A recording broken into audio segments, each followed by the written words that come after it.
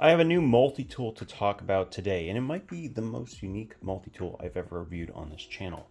This is made by Nextool, and that's not your imagination. There's something different about this tool. Not only is it quite a bit bigger than most multi-tools I'm used to, it has a little bit of a trick up its sleeve. Check this thing out. Let's go ahead and take a look. So let's start from the beginning. I purchased this on AliExpress for less than $50. So put this in perspective. This is a true budget multi-tool. And yet it has things I've never seen before. So let's start with what you get. You're going to get this case, which it's actually, I like that they have made it clear. This is not like necessarily a holster multi-tool. This is definitely a toolkit multi-tool, and it comes with everything that is needed built in. So it has the case, which is a nice little case, and it works pretty well for what it has.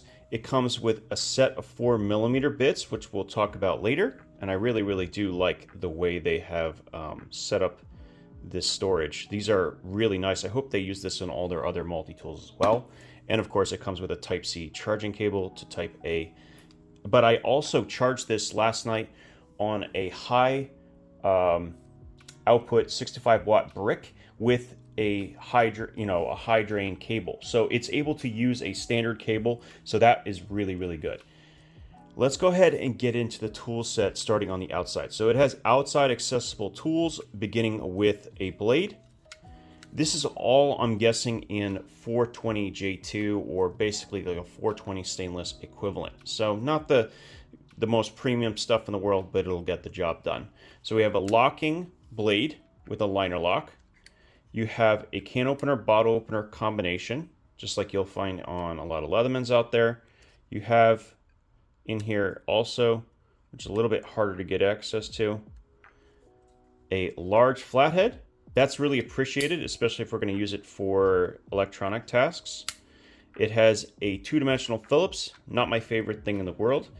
Now, if it's heat treated properly, then it might be useful to have in addition to the other driver, but there we go. Now we also have a scissor, which I haven't yet tested. So let's bring out the paracord real quick, or I should say the survivor cord.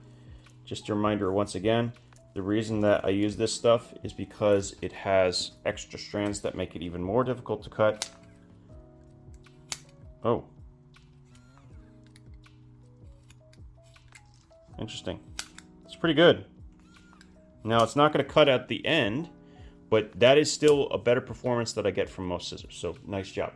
And you could hear I actually was hitting the button by accident. So that might be something that you have to be aware of. Now this is a really much larger multi-tool than I'm used to. Basically 4.5 inches of length, probably just around 5 inches total when you're including the extension that sticks out of it a little bit. And the weight, well, the weight is pretty hefty as well. I did actually put the entire kit in my pocket and kind of forgot mostly about it until I picked it up. It's 9.8 ounces, so I've carried heavier multi-tools in my pocket like the Surge, which is like 12 ounces. So it's definitely in the heavy duty category. It's not an ultralight. And the extra added length does add some advantage when it comes to the pliers. And for the record, this is going to be 278 grams, which actually is consistent with what it said on the box. All right, so let's get that out of the way. All right, now let's get to the good part here. We have a bit driver that is electronic here on the end. Now one thing I do wish they had is some kind of lockout so you didn't accidentally press the button. So this comes with a bunch of different bits, and we're actually going to do some testing on this. Now, what I'm about to do is not the intended application for the tool. Really what you're going to be using this for is primarily for electronic boxes and that kind of thing. If you assemble and disassemble a lot of electronic components, this might be a decent pick because it has so much all together, right? That's kind of what it's there for. It's also going to be really good for anybody who has issues with their wrists, carpal tunnel. You maybe have arthritis. there's a bunch of reasons I can see needing to have an electronic screwdriver versus one that is manual, even a ratcheting one.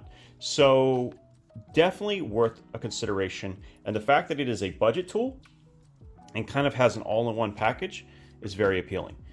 So once again, this is forward, meaning right turn, so tightening, and then reverse, which is going this way, counterclockwise, which is loosening the screws. So I'm going to do something this is not designed to do, just to kind of get a visualization on the torque. So this is a piece of wood that I sourced from a pallet a while back for other projects. It is seriously hard, just because it's been sat out and it's dried out. So I don't expect it to be able to put in a screw completely, but I want to test it nonetheless. And also, some of these screws, like these IKEA screws, are really known for stripping, and I don't have a number 2 Phillips. So we're going to try to see if I can find one that fits a little bit better. That's not too bad. So we're going to try and see, will it... Let's see. Now, I didn't expect it to be able to do that, but the fact that I wanted to see, one, would it cam out on me? No, doesn't appear to be. It's not a super high torque screwdriver though. This is definitely going to be something you're going to want to use primarily for electronics, right? You're not going to want to be messing around with like something like putting screws in wood. It's not a drill in any way, shape, or form. I just wanted to get a sense of just how much torque it could take without stripping screws.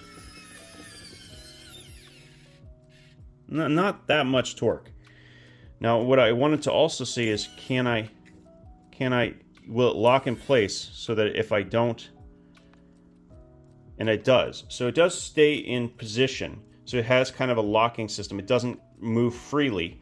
So if you don't touch this, you can actually screw something in or break it free and then use it to remove it the rest of the way. So all of that is good, and that did not damage the screwdriver. Now, this is not surprising for me, and so at this point, let's go to the plier. If you look, there's not much space to put this type of driver. There really isn't. You kind of need a little bit more in order to get the kind of gearbox, the gear ratio, to get more torque than what you just saw. I think where this is going to come in handy is, like I said, somebody who has potentially a wrist injury and needs something that can extract a screw that has a lot of threading. So a machine screw that has a lot of length. Here, let me give you an example. So a lot of times they'll be smaller than this one, but the theory is still the same. They have a lot of threading, and so if you had to do that by hand, it could potentially really hurt if you have issues. So I think that's where this really applies. I do wish they had a number 2 Phillips, but actually when you think about it, this probably wouldn't generate enough torque, at least when it's in its electronic form. If you take it and you actually rotate it to break it free first and then use this to extract the screw, I think that is a very good application and could save you a lot of time, which inevitably is the whole reason why multi-tools are a thing in the first place, is to be a time saver. So you don't have to go find potentially an entire toolbox worth of tools. And I think this can actually do that to some extent. I have some concerns about electronic components, especially when they're being stored for long term. So if I were to not use this often, I could imagine that over time the battery will start to drain. Now that's not usually an issue, but if you're expecting it for maximum performance, you might be let down if you come back in a year and now you've lost 30% of your charge or something along those lines. So I think there's a little bit of that. But no, I mean, let's be honest. This is a $50 tool that is spring-loaded pliers with a decent tool set as a multi-tool. Very, very comfortable in hand with extra leverage because it is a little bit longer. It has a unique feature that I've not seen elsewhere. And it's a pretty useful one in the right context. So I can't be too upset because it's a sub $50 multi-tool that offers something unique. I don't know how you guys feel about it. This is kind of my first impressions of the tool. Trying to think of the context that I would use it outside of what I said, and it probably will end up staying in my my kit that I keep by the table here, because I have a bunch of different tools that I'll use to disassemble things, and this might actually just be a nice all-in-one package, so I don't have to go fiddling around looking for all the different components that I might need to take something apart.